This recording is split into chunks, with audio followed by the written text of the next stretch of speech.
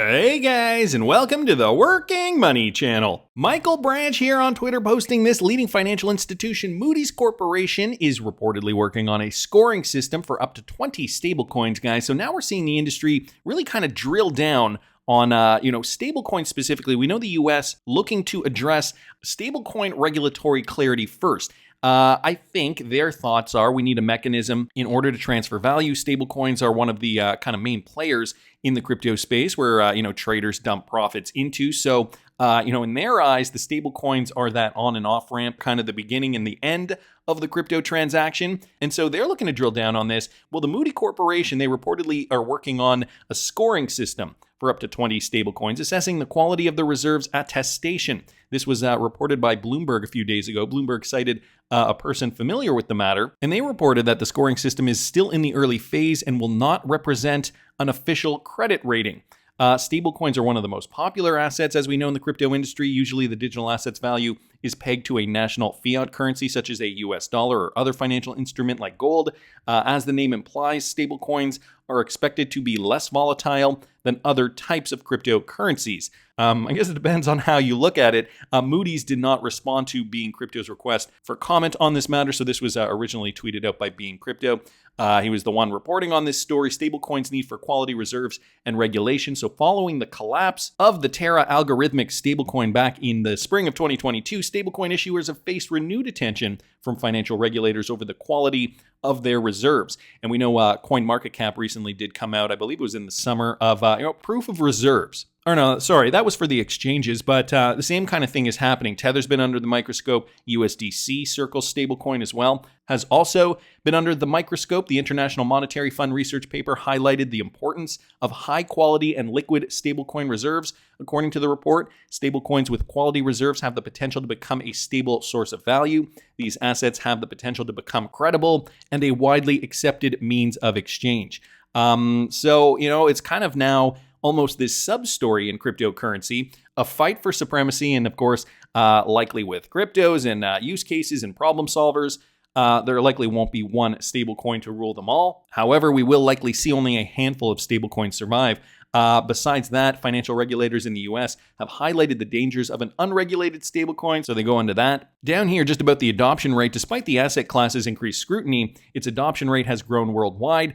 Being Crypto reported that Tether has processed $18.2 trillion in transactions just in 2022 alone, ahead of traditional payment processors like Visa and MasterCard. So that's huge, guys. Processing more transactions than Visa and MasterCard through their USDT stablecoin. And I think this is why the United States really wants to crack down on stablecoins like Tether specifically. We know Tether has been in the news quite a bit over the last year. Anyway, interesting news here. Stablecoin scoring system. I'm interested to see how that turns out and how this is going to affect the crypto market. So I wanted to thank Michael for posting that. I also happen to see this, guys. Federal Reserve unanimously rejects an application by crypto bank Custodia.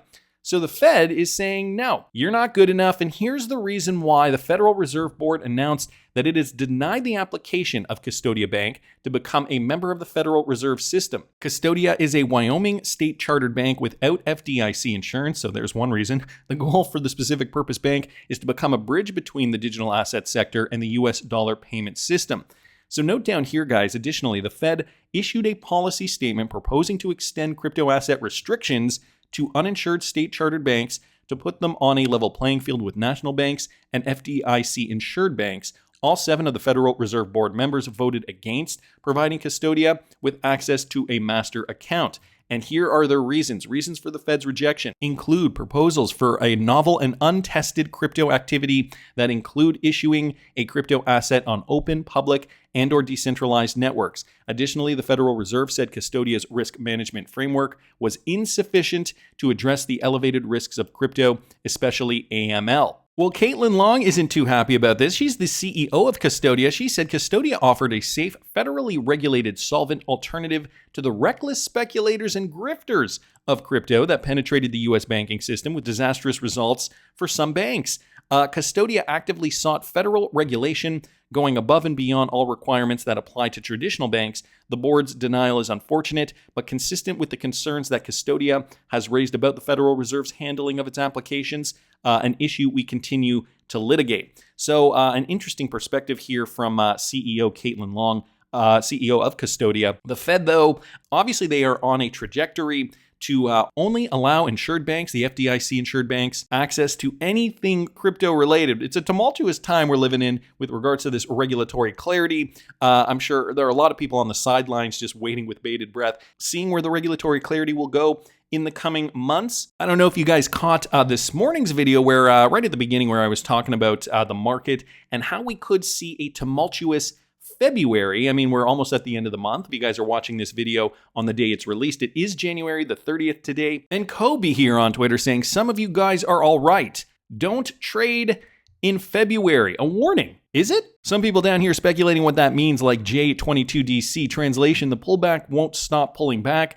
Kappa will do a victory lap, start the second leg of the Echo season. Retail plebes get obliterated. And there's some funny memes down here and some funny reactions. People, mostly retail traders, trying to make sense of this tweet. I mean, in this morning's video, I talked a little bit about the market and the downturn of Bitcoin recently. I mean, it isn't a huge downturn, but we could see a correction, guys. Let's not forget, this is still just the beginning of what is looking like a multi-month turnaround. So who knows?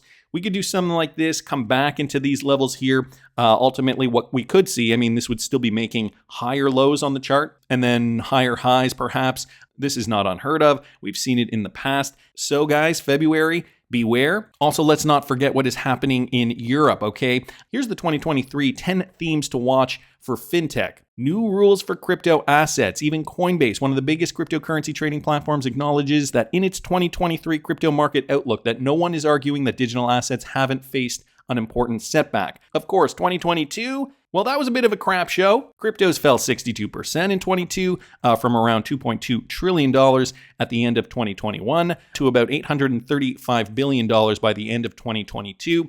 Of course, we had the FTX collapse and the Terra Luna debacle as well. Many other cryptocurrency exchanges went under. So, you know, we're kind of set on the backdrop of 22. And 23, I mean, we could only assume that it'll be better. In the UK, Section 65 of the Financial Services and Markets Bill 22 to 23 makes a number of clarifications to the regulation of crypto assets and provides a statutory basis for additional powers to regulate the sector. The current version of the FSM bill, published on December 8th, 2022, is going through the House of Lords with royal assent expected by mid-2023.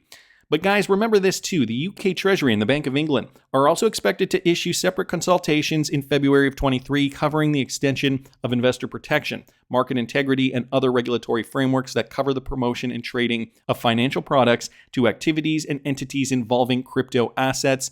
And then there's MiCA, right? This is the one I really wanted to get to. The European Parliament is expected to vote on the controversial markets in crypto assets, the MiCA regulation, in February of 2023 as well. So we could see a bit of a tumultuous turn for cryptocurrencies. Again, I would not be surprised if we came and based back down in this level. The bull market, I mean, it's going to take a while for us to recover. Let's not forget, from the bottom here in March of 2020, all the way to the top up here in November of 2021. We saw this happen over a period of 608 days, we'll say. And I think many analysts agree too. This was a black swan event. We really should have calculated this bull market from right back here in December of 2018.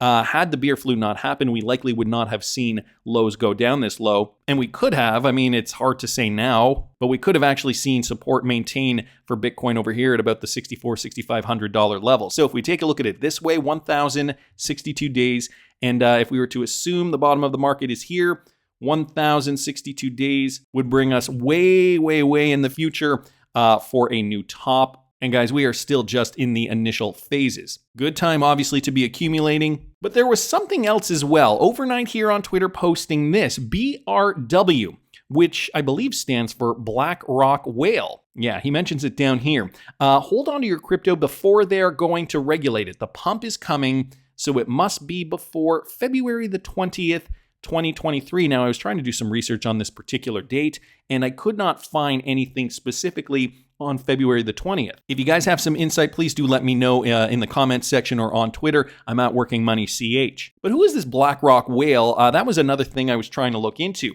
I know Ed Dowd has been very vocal about cryptocurrency and the state of the world. He used to work for BlackRock, does not anymore. But usually these employees, from these big, massive firms are fairly hush-hush.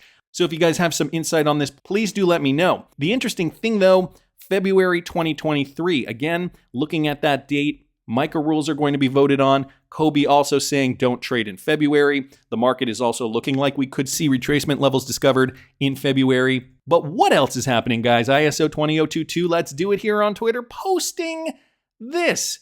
A European Central Bank ISO 20022 migration dress rehearsal. What the heck is that? He links the link here. This is a document directly from the European Central Bank, and it was published last week, 5 days ago, on January the 25th, 2023. And what are we looking at here? We'll take a look at this, guys. So this was the first page. Next version delivery date, February the 1st, 2023. And what are we looking at for the beginning of February? A migration weekend dress rehearsal for the European Central Bank. So could it be that we will witness some kind of a shutdown, some kind of an anomaly, so that the European Central Bank has time to implement the new financial system, DLT technology, likely running on RippleNet? And guys, take a look at the date here, February 3rd, 4th, and 5th of next month, which is just around the corner, happening within the coming days. A dress rehearsal for what is coming next, guys. David Evans here, ready for March. Well, we know March, the end of the first quarter, 2023. We were getting positive vibes from XRP lawyers in the community suggesting we could see settlement at this time. And also, guys, let's not forget this article here from researchgate.net. Okay, this is from 2020, but the application analysis of blockchain technology in cross-border payments. Another great one here from ISO 20022. Let's do it on Twitter. Analysis of blockchain cross-border payment application. Ripple intends to use XRP as a bridge currency, of course, and to use XRP tokens as its core pillar for settlement. So different banks, they do not need to adopt a unified accounting system. They maintain the original accounting system. Banks act as nodes in the Ripple network system and use cryptographic algorithms for verification. Now, this is just a model. This is just what they were suggesting back in 2020. Fast forward 3 years into the future, the Great Reset on our doorstep, a migration weekend dress rehearsal happening on the 3rd, 4th, and 5th of February. Are we going to see a disruption? Should we be trading our cryptocurrency in February? Maybe it'll be another opportunity for us to accumulate more XRP and other cryptocurrencies that have value. That's just my opinion, but I want to hear what you guys think. Please subscribe to the channel if you haven't already. Like the video if you like the content I'm providing. I always love hearing your comments. See you in the next one, guys.